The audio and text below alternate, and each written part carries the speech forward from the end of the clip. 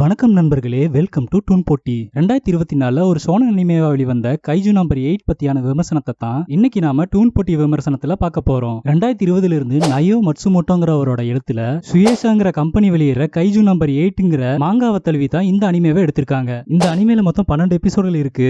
ஒவ்வொரு எபிசோடும் 20 நிமிஷம் வரைக்கும் ஓடுது. இந்த தொடரை சிகேயுகி மியா மற்றும் டொமோமி கமியாங்கிற 2 பேர் இயக்கியிருக்காங்க. இச்சிரோ ஒக்கோயிச்சிங்கிறவர் தான் ஸ்கிரிப்ட் எழுதியிருக்காரு. பிரபல ஸ்டுடியோவான ப்ரொடக்ஷன் ஏஜி தான் இந்த கைஜு நம்பர் 8 தொடரை உருவாக்கியிருக்காங்க. சரி வாங்க, இப்ப நம்ம இந்த தொடரோட விமர்சனத்தை பார்க்கலாம். ஜப்பான்ல ராட்சச உருவம் கொண்ட மான்ஸ்டர்கள் அடிக்கடி பல நகரங்களை தாக்கி அட்டூழியம் பண்ணுதுங்க. இப்படி அட்டூழியம் பண்ற மான்ஸ்டர்கள் அடக்கி மக்களையும் நகரத்தையும் அந்த மான்ஸ்டர்கள்கிட்ட இருந்து பாதுகாக்கிற ஒரு பாதுகாப்பு படை இருக்கு. இப்படி அராஜகம் பண்ற மான்ஸ்டர்களை கைஜூன்னு அழைக்கிறாங்க. மேலும் அந்த கைஜூக்குள்ள கைமா பண்ற படைய ஆன்டி கைஜூ டிஃபென்ஸ் போர்ஸ்னு அழைக்கிறாங்க. இப்படி வினோத சக்திகள் கொண்ட பிராணிகள் அல்லது அரக்கர்களை எதிர்த்து சண்டை போடுற குழுங்கிற கான்செப்ட்ல நம்ம பல அனிமேக்களை பார்த்திருப்போம். உதாரணத்துக்கு அட்டாக் அண்ட் டைட்டன்ல டைட்டன்ஸ்க்கு எதிராக ஸ்கவுட்ஸ், டீமன் ஸ்லேயர்ல டீமன்ஸ்க்கு எதிராக டீமன் ஸ்லேயர் கார்ப்ஸ், செயின்சா மேன்ல டெவில்ஸ்க்கு எதிராக டெவில் ஹண்ட், ஒன் பஞ்ச் மேன்ல மான்ஸ்டர்களுக்கு எதிராக ஹீரோ அசோசியேஷன், இப்படி அடிக்கிட்டே போலாம். அந்த வகையில இப்ப இந்த கைஜு நம்பர் 8 சேர்ந்திருக்கு. சின்ன வயசுல தங்களோட கண்கள் முன்னாடியே தாங்கள் வாழ்ந்த நகரம் ஒரு கைஜுவால சின்ன பின்னமா ஆனதை கண்டு டிஃபென்ஸ் போர்ஸ்ல சேர்ந்து கைஜுக்குள்ள கைமா பண்ணும் சபதம் எடுக்கிறாங்க நம்ம கதாநாயகனான ஹிபினோ காஃப்கா மற்றும் கதாநாயகியான மீனா சிரோ. தான் எடுத்த சபதத்துல உறுதியா இருந்த மீனா பொண்ணு தன்னோட அறிவு மற்றும் திறமையினால டிஃபென்ஸ் போர்ஸ்ல சேர்ந்து கேப்டன் லெவலுக்கு முன்னேறிட்டா. ஆனா நம்ம ஐயா கண்ணு பொண்ணெல்லாம் பரீட்சையில முதலிடம் தாங்க, நம்ம பசங்களைத்தான் எங்க அவங்க படிக்க விட்டாங்கிற தாரக மந்திரத்துக்கு ஏற்ப வருஷா வருஷம் டிஃபென்ஸ் போர்ஸ் வைக்கிற பரீட்சையெல்லாம் அட்டன் பண்ணி ஃபெயில் ஆகி கடைசியில சாணி அல்ற நிலைமைக்கு போயிட்டான். அட ஆமாங்க, சாணியத்தான் அள்ளிட்டு இருக்கான். ஆனா மாட்டு சாணிய இல்ல, மான்ஸ்டர் சாணிய. நகரங்கள்ல பூந்து அட்டகாசம் பண்ற கைஜுக்களை டிஃபென்ஸ் போர்ஸ் கண்டம் பண்ண பிறகு அந்த கைஜுக்களோட சிதறன பாகங்களை சுத்தம் பண்ண அந்த இடத்துக்கு சுத்தம் பண்ற கம்பெனி ஒண்ணு ஆளுங்களை அனுப்பும். அந்த மாதிரி சுத்தம் பண்ற கம்பெனில தான் நம்ம ஹீரோ காஃப்கா வேலை செஞ்சுட்டு இருக்கான். அதுவும் கைஜுக்களோட கக்காவை சுத்தம் பண்றதுல காஃப்கா கை தெரிந்த ஸ்பெஷலிஸ்ட். இப்படி காலம்பூரா கைஜுக்களோட கக்கால்றதே பொழப்பா ஓடிருமோன்னு இருக்க காஃப்காவுக்கு அறிமுகமாகறான் அதே கம்பெனில புதுசா பார்ட் டைமுக்கு வேலை செய்யற 18 வயசான ரெனோ இச்சிகவா. கைஜுக்களோட கக்கால்றதுல காஃப்காவுக்கு அசிஸ்டண்டா ரெனோவா போட காஃப்காவும் ரெனோவும் நல்ல பழக்கமாயிடுறாங்க. ரெனோ காஃப்காவை சென்பாய், அதாவது வாத்தின்னு சொல்லி அழைக்கிறான். டிஃபென்ஸ் போர்ஸ்ல பல பரீட்சைகளை அட்டன் பண்ணி போட்டுக்கின காஃப்காவுக்கு 32 வயசாக அடுத்த எக்ஸாம்களை அட்டன் பண்ற வயசு தாண்டிடுது. இப்படி காலாவதியான காஃப்காவுக்கு காலம் போன வயசுல டிஃபென்ஸ் போர்ஸ்ல வயசு வரம்பு ஏத்திருக்காங்கன்னு அவனுக்கும் சேர்த்து அப்ளிகேஷன் போடுறான் ரெனோ. ஏதுரா ஒண்ணுமே நடக்கலைன்னு இருக்க எதிர்பாரா விதமா அங்கே வர கேஜு ஒண்ணு ரெனோவையும் காஃப்காவையும் தாக்குது. அந்த சமயம் அங்க டிஃபென்ஸ் போர்ஸ் வர நம்ம ஹீரோயினி கேப்டன் மீனா பொண்ணு அந்த கைஜுவை போட்டு தள்ளிடுறா. இந்த எதிர்பாராத தாக்குதல்னால அடி வாங்கின நம்ம பாய்ஸ் ஆஸ்பத்திரியில அட்மிட் ஆயிடுறாங்க. ஆனது ஆச்சு போனது போச்சுன்னு விதி நம்ம காஃப்காவை சும்மா விட்ட பாடு இல்ல. எங்கிருந்தோ வந்த ஒரு குட்டி கைஜு நம்ம காஃப்கா வாய வாட்டமா பொழந்த மேனிக்கு வச்சிருக்க அவன் வாய்க்குள்ள பூந்துருது. அவ்வளவுதான், நம்ம காஃப்காவும் கைஜுவா மாறிடுறான். உருவத்துல பார்க்க கோரமா பயங்கரமா இருக்க நம்ம கைஜு காஃப்கா சாதாரணமா எப்பவும் போலமே கோமாளித்தனம் பண்ணிட்டு இருக்கான். கைஜுவா மாறி இருக்க காஃப்காவும் அவங்க கூட சுத்துற ரெனோவும் அடிக்கிற லூட்டிய நம்மளால என்ஜாய் பண்ணாம இருக்க முடியாது. கைஜுவா மாறின காஃப்கா இனி டிஃபென்ஸ் போர்ஸ்ல சேர முடியாது, மீனா பொண்ணு கூட ஜோடி போட முடியாதுன்னு ரொம்பவே வருத்தப்படுறான். அந்த சமயம் பலம் வாய்ந்த கைஜு ஒண்ணு நகரத்தை தாக்குது. தன்னோட அம்மா இடைஞ்சல்ல மாட்டிக்க ஒரு சின்ன பொண்ணு அவளை காப்பாத்த முயற்சி பண்ணி கதறி எழுதிட்டு இருக்கா. அங்க வர நம்ம காஃப்கா அந்த கைஜுவை ஒரே குத்துல தவிடு பொடியாக்கிடுறான். எனக்கு இந்த சின்ன பொண்ணு தன்னோட அம்மாவை காப்பாத்துற காட்சியை பாக்குறப்ப அட்டாக் அண்ட் டைட்டன்ல முதல்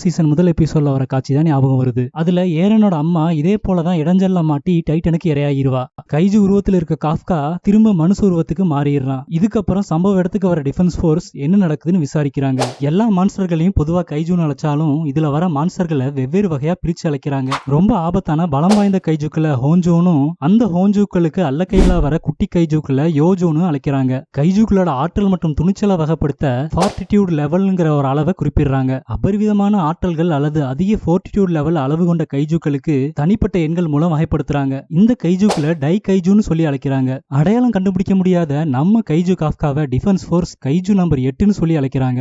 கைஜு உருவத்தில இருந்து மனுஷ உருவத்துல மாறி இருக்க நம்ம காஃப்கா ரெனோ கூட டிஃபென்ஸ் போர்ஸ்ல எக்ஸாம் அட்டன் பண்ண போறான். அங்கே வர ஒரு டீனேஜ் பொண்ணு, யோ பெருசு உன் குப்பை வண்டியை கொஞ்சம் அங்க நவுத்தி வையா, நான் என் கார் இங்க பார்க் பண்ணணும்னு காஃப்காவை பார்த்து சொல்ல காஃப்கா கடுப்பாயிடுறான். ஏய் யார பார்த்து பெருசுன்ற, நான் யாரு தெரியுமா அப்படின்னு காஃப்கா கூவ அந்த பொண்ணு பதிலுக்கு பேச 2 பேருக்கும் வாய் தகராறு ஆயிருது. இதுக்கு மேல வேலைக்காதுன்னு அந்த பொண்ணு தான் போட்டு வந்த சக்தி வாய்ந்த வாய்ந்த சூட்டை பயன்படுத்தி காஃப்காவோட கம்பெனிக்கார அல்லேக்கா தூக்கி மல்லாக்கா போட்டுறா. பின்ன அவ தன்னை கிக்கோரி சினோமியான்னு அறிமுகப்படுத்திக்கிறா. ஒரு பொடுசுக்கிட்ட அவமானப்பட விரும்பாத காஃப்கா தன்னோட கைஜு சக்தியை பயன்படுத்தி மல்லாக்கா கிடந்த காரை தூக்கி நிறுத்த சினோமியா அதை பார்த்து வாய பொளந்துடுறா. எப்படி எந்த பவர் சூட்டும் இல்லாம இவன் இந்த வண்டியை தூக்கி நிறுத்தினான்னு ஆச்சரியப்படுறா சினோமியா. யோ வாத்தி, யாரும் பாக்குற மாதிரி கைஜு சக்தியை பயன்படுத்தக்கூடாதுன்னு எத்தனை வாட்டி உங்ககிட்ட சொல்லியிருக்கேன்னு ரெனோ காஃப்காவை வறுத்தெடுக்கிறான். இதுக்கப்புறம் டிஃபென்ஸ் ஃபோர்ஸ் தேர்வு நடக்குது. உடல் தகுதி மற்றும் அறிவு தகுதி தேர்வுகளை நம்ம ஆளு காஃப்கா எல்லா போட்டியாளர்களும் காரி துப்புற அளவுக்கு கரும கன்றாவியா பெர்ஃபார்மன்ஸ் பண்ணி வச்சிருக்கான். விடுங்க வாத்தி, அடுத்த ரவுண்டு கைஜுக்களோட மிச்சத்தை சுத்தம் செய்யற வேலை தான். அதுலதான் நீங்க இல்லையாச்சே,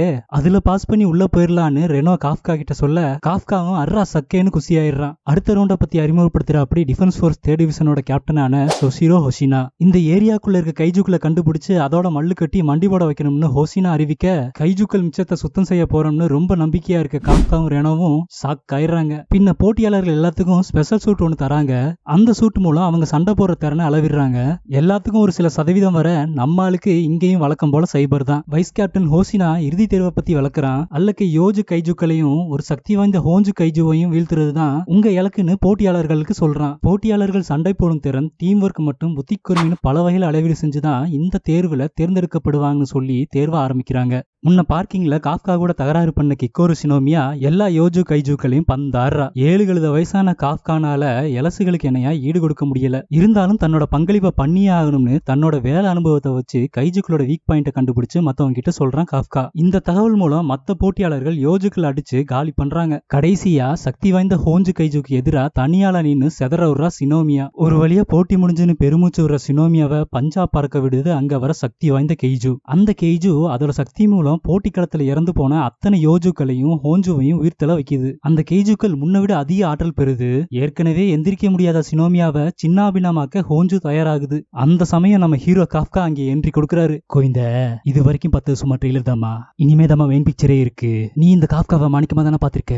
இப்ப பாரு பாஷாவேன்னு காஃப்கா காய்ஜு நம்பர் 8 மாதிரி சும்மா சுத்தி அந்த ஹோஞ்சுவை புரட்டி எடுக்கிறான். ஓங்கி அடிச்சா 1.5 ரன் வெயிட்டினான்னு ஒரே அடியில் அந்த ஹோஞ்சுவை ஒழிச்சு கட்டிடுறான். இதுக்கப்புறம் சினோமியா கால்ல விழுந்து நான் கைஜுங்கிற ரகசியத்தை யார்ட்டையும் சொல்லிடாதமான்னு கதறி அழுகிறான் காஃப்கா. இதுக்கப்புறம் அங்க வர டிஃபென்ஸ் ஃபோர்ஸ் என்னாச்சு ஏதாச்சுன்னு குழம்பி நிக்க வழக்கம் போல நம்ம காஃப்காவும் ரெனோவும் ஆஸ்பத்திரியில அட்மிட் ஆயிடுறாங்க. பின்ன ரெனோவுக்கும் காஃப்காவுக்கும் டிஃபென்ஸ் ஃபோர்ஸோட தேர்வு முடிவுகள் போஸ்ட்ல வருது. தேர்வுல பங்கேற்ற 100கணக்கான போட்டியாளர்கள் இருந்து 27 பேரை டிஃபென்ஸ் ஃபோர்ஸ் தேர்ந்தெடுக்கிறாங்க. எல்லாரும் பதவி ஏத்துட்டு இருக்க கடைசியா தான் வர அப்படி நம்ம ஆளு காஃப்கா. உடல் தகுதி மற்றும் அறிவு தகுதி தேர்வுகள்ல முட்டை வாங்கின காஃப்காவுக்கு கடைசி ரவுண்ட்ல சண்டை போடும்போது கைஜுக்களோட வீக் பாயிண்ட கண்டுபிடிச்சு குழுவுக்கு பெரும் உதவி செஞ்சதுனால வைஸ் கேப்டன் ஹோசினா காஃப்காவை தேர்ந்தெடுத்ததா சொல்றாப்படி. இதுக்கப்புறம் களப்பயிற்சியில எல்லாரும் கலந்துக்கிறாங்க. அப்ப வைஸ் கேப்டன் ஹோசினா காஃப்கா கிட்ட உன்னை 3 மாசம் தான் தற்காலிகமா எடுத்திருக்கோம். அந்த 3 மாசத்துல உன் பெர்ஃபார்மன்ஸ் வச்சுதான் உன்னை வச்சுக்கலாமா இல்ல வீட்டுக்கு அனுப்பலாமான்னு முடிவெடுப்போம்னு சொல்றான். எப்படியாவது டிஃபென்ஸ் ஃபோர்ஸ்ல நிரந்தரமா சேர்ந்துடணும்னு காஃப்கா முடிவெடுக்கிறான். இதுக்கப்புறம் காஃப்காவும் ரெனோவும் புதுசா சேர்ந்த சில டிஃபென்ஸ் ஃபோர்ஸ் வீரர்களோட நீராவி குளியல் போட்டுட்டு இருக்க எல்லாரும் இந்த டிஃபென்ஸ் ஃபோர்ஸ்ல சேர்ந்ததுக்கு முக்கிய காரணம் அவங்களோட ரோல் மாடலான கேப்டன் மீனா தான் சொல்றாங்க. அப்ப ரெனோ கேப்டன் மீனா வாத்தியோட சிறு வயசு தோல்வின்னு சொல்ல எல்லாரும் காஃப்காவை சுத்தி மீனாவை பத்தி விசாரிக்கிறாங்க. அப்ப காஃப்கா நான் டிஃபென்ஸ் ஃபோர்ஸ்ல பெரிய ஆபீசர் ஆகி மீனா கூட சேர்ந்து நின்னுட்டு வந்துருவேன்னு சொன்னேன் அப்படின்னு சொல்றான். இதுதான் என்னோட உயர்ந்த லட்சியம்னு காஃப்கா சொல்றான். இதுதான் உங்க வாழ்க்கையோட முக்கிய லட்சியம்னா இவன் உயிரை பறி கொடுத்தாலும் உங்க லட்சியத்தை நான் நிறைவேற்றுறேன். இதுக்கப்புறம் காஃப்கா டிஃபென்ஸ் ஃபோர்ஸ்ல நிரந்தர ஆபீசர் ஆனானா? காஃப்கா தான் கைஜு நம்பர் 8ன்னு டிஃபென்ஸ் ஃபோர்ஸ் கண்டுபிடிச்சாங்களா இல்லையா? தன்னோட சிறு வயசு தோழியான மீனா பொண்ணு கூட காஃப்கா திரும்ப நட்ப தொடர்ந்தானா? டிஃபென்ஸ் ஃபோர்ஸ் தேர்வுல சினோமியா சந்திச்ச அந்த மர்ம கைஜு யாரு? அந்த கைஜுனால ஏற்படக்கூடிய பாதிப்புகள் தான் என்ன?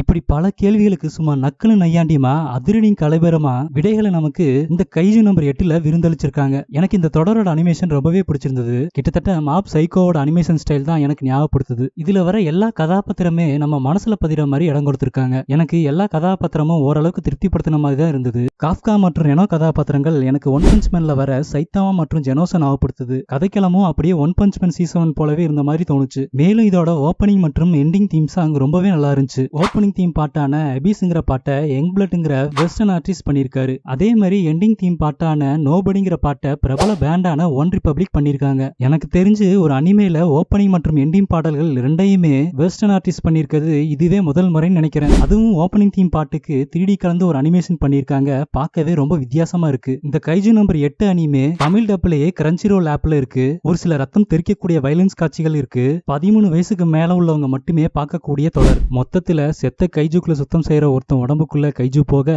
அவன் கைஜுவா மாறி கைஜுக்குள்ள கொல்ற ஒரு கைஜு கதை தான் இந்த கைஜு நம்பர் 8.